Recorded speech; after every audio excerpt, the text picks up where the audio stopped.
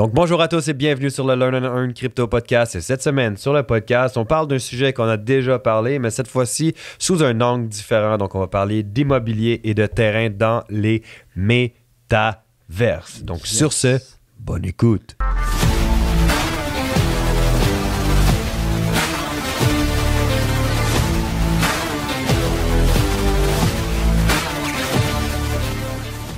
Nous sommes avec monsieur Jean-Philippe Rousseau. Et Samuel Lévesque. Oh, n'oubliez pas de partager le podcast, guys. OK, on est dans...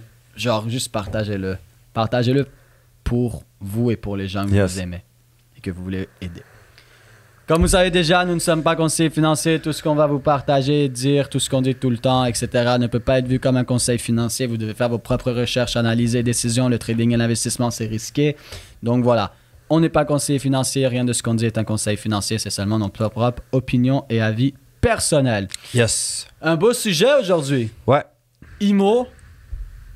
Immoverse. Immoverse. Et c'est un sujet qu'on avait déjà touché, l'immobilier, les métaverses. Mais on voulait le retoucher parce que récemment, il y a eu une grosse nouvelle avec Decentraland. Ouais. Et c'est drôle parce qu'on en parle, nous deux, et dans l'académie, et à gauche, à droite, depuis déjà 2 ans presque, moi. Et plus d'1 an ensemble. Ouais. Et on disait quoi? On disait, guys, il faut comprendre que la valeur du métavers, c'est toutes les choses qu'on peut faire dedans, et particulièrement ses terrains. Et avant, t'achetais un terrain, la seule façon de faire l'argent dans le métavers, c'était de potentiellement le revendre. Et qu'est-ce qu'on répétait? On était comme, guys, vous allez voir, éventuellement, on va pouvoir louer son terrain. Parce que les gens disaient, ouais, ça sert à quoi d'avoir un terrain? Hein?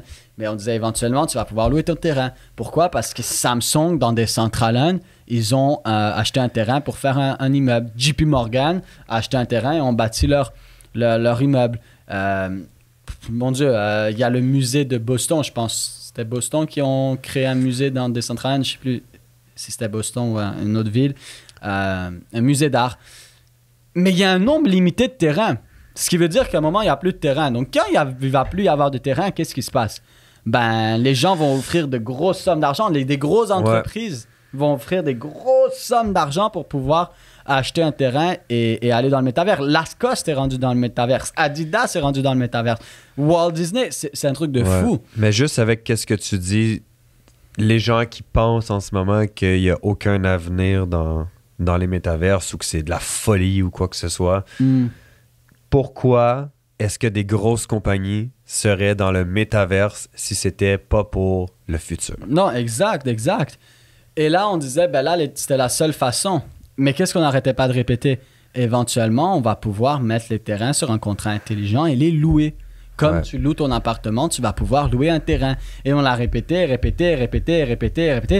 voilà, ça fait officiellement 1 mois que sur Decentraland, tu peux aller sur le site directement et louer ton terrain.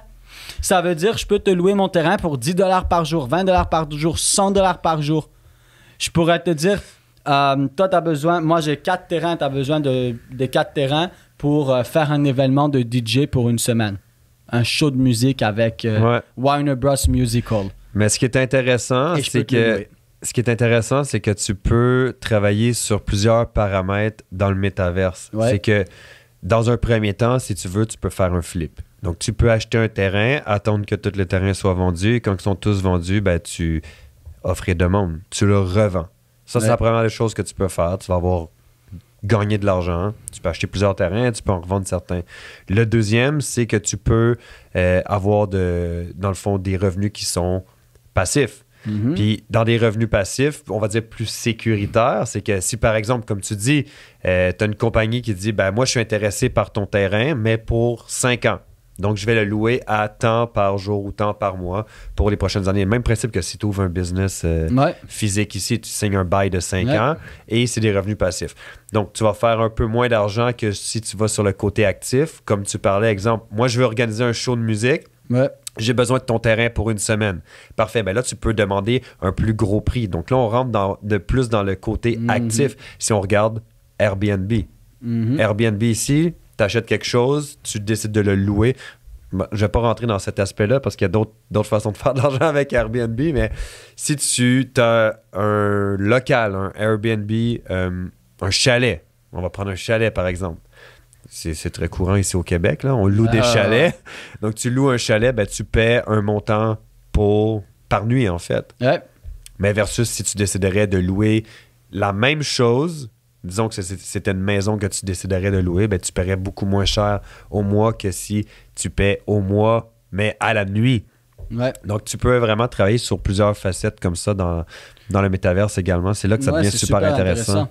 Et là, comment ça fonctionne, c'est que tu vas sur Decentraland, tu choisis, exemple, je veux que la personne puisse louer pour 7 jours. Présentement, tu peux choisir 7 jours, 30 jours, 90 jours, 6 mois ou 1 an. Et c'est là, toi qui choisis si les gens peuvent juste louer 7 jours ou tu peux tout sélectionner. Si tu sélectionnes tout, ça veut dire que les gens ont le choix de louer pour 7 jours, 30 jours, 3 mois, 6 mois ou 1 an.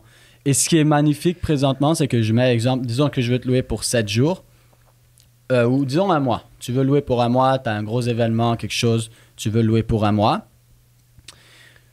Moi, je le mets à, on va dire, $10 par jour. Mais je dis n'importe quoi parce que ça va être beaucoup plus élevé. Ouais, c'est ça. Je m'en ai dit $10 par jour, c'est genre déjà là, rien, c'est en train là. de se louer des genre 50 voire $100 par jour. Donc, maintenant, on va dire $100 par jour. Je te le loue pour 30 jours. Boum, c'est $3000. Qu'est-ce qui est magnifique au moment où je vous parle? C'est que la personne doit payer la totalité directement. Fait que tu ne payes pas $100 par jour pendant 30 jours. Lorsque tu fais la location, tu dois payer le $3000 tout de suite. Fait que le $3000, il rentre dans tes poches tout de suite. Si je te fais un prix, je sais pas moi, $50 par jour pendant 365 jours, tu dois payer la totalité maintenant. Ça, c'est encore mieux que l'immobilier ici. Là. Ouais. Ici, tu loues un local ou tu prends un bail pour un logement, tu paies mensuellement. Exact. Là, c'est beaucoup plus... Boum, ça rentre. Wow. Nice. Mais là, on va rester sur le 30 jours. Paf! Tu n'es pas en train de payer par jour ou par semaine, non. Ça rentre direct. Fait que tu as le $3000 qui rentre et tu peux faire autre chose avec ça. Là, ce qui est super intéressant, comment le contrat fonctionne, c'est que pendant 30 jours, dans le contrat intelligent, tu possèdes toujours le terrain, mais tu cèdes tes droits d'utilisation à la personne, tes droits de créateur. Alors toi, tu deviens créateur sur ce terrain, donc tu peux bâtir tout ce que tu veux dessus. Et quand tu veux ou avant la fin du 30 jours, le créateur peut sauvegarder ce qu'il a fait. Fait que disons que toi, tu as bâti un musée et tout parce que pendant 30 jours, il y avait un événement spécial. Tu peux le sauvegarder, ce qui fait en sorte que c'est sauvegardé dans ton ordinateur, dans ton profil comme créateur. Et n'importe quand que tu vas louer un terrain qui est la même grandeur ou plus grand, tu n'as pas besoin de rebâtir ton musée. Tu peux juste le mettre là et boum, il est déjà prêt parce que tu l'as déjà bâti une fois. C'est comme si tu achetais une maison sur un terrain, tu lèves la maison, tu la transportes pour aller la mettre sur un autre terrain. Exact. Alors, autant pour le créateur que pour le propriétaire, c'est absolument magnifique. Et si toi, tu fais un musée, mais tu peux charger là, il y a des gens qui sont en train de charger là. Disons, tu fais un musée, puis c'est une exposition de je sais pas quoi, puis tu vends tes billets en NFT, puis c'est $20 le billet. Puis tu as 1000 personnes qui est venues. Ben, magnifique. Tu vois, tu viens de te faire $20 000. Tu viens de te faire $20 000 et de sauvegarder ce que tu as créé. Et la personne qui t'a loué, lui, vient de se faire, exemple, 4 000 $5 000. Et puis voilà. Alors, c'est hyper profitable autant pour le créateur que pour la personne qui loue. Et ça change complètement la game. Parce que, qu'est-ce que vous pensez que les autres métaverses vont faire, Sandbox, etc. Ils vont faire la même chose. Et là, maintenant que Decentraland l'a fait, les autres ont juste à copier le code, à copier la même chose. Et c'est ce qu'ils vont faire. Et ça va devenir quelque chose dans les prochaines années qui va devenir super courant. Et là, c'est officiel. On le disait pendant 1 an, mais c'est officiel. Tu peux maintenant avoir des terrains dans les métaverses et tu n'as pas besoin de le vendre pour faire de l'argent, tu peux le louer. Donc, tu peux avoir un portfolio de terrain que tu loues, qui te ramène du revenu passif ou que toi-même, tu utilises pour faire des choses. Parce que là, tu pourrais garder un terrain vacant et toi-même, pendant 30 jours, tu décides que tu fais ton propre événement dessus, tu bâtis ton truc, tu le sauvegardes. Le mois d'après, tu le loues. Le mois d'après, tu fais un événement. Le terrain peut rester vide tout le temps parce que tu peux sauvegarder, déliter, etc. Et ce terrain peut être utilisé par plusieurs compagnies différentes, même par toi-même. C'est absolument magnifique. Et là, on a une source de revenus passifs qui vient directement d'avoir des terrains virtuels dans les métaverses. Ça faisait 1 an qu'on parlait de ça et là, c'est officiel. C'est quand même un truc de fou. Et puis voilà.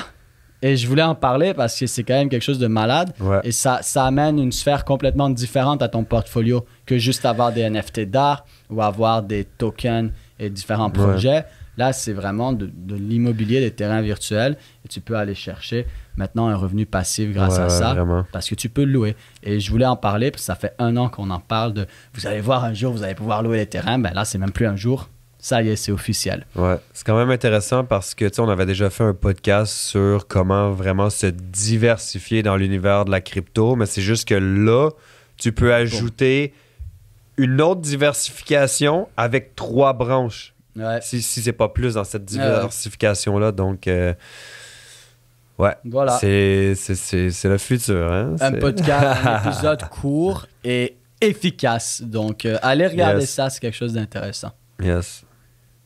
Donc, sur ce, on se dit au prochain épisode. On se dit au prochain épisode. Let's get it. Ciao. Partagez le podcast. Ouais. On se voit sur le prochain épisode. Et n'oubliez pas, tous les samedis matins, après-midi, pour les gens qui sont en Europe, session gratuite sur Zoom. Suivez le groupe Telegram pour toute l'info. Et voilà. Ciao, on se voit sur le prochain épisode.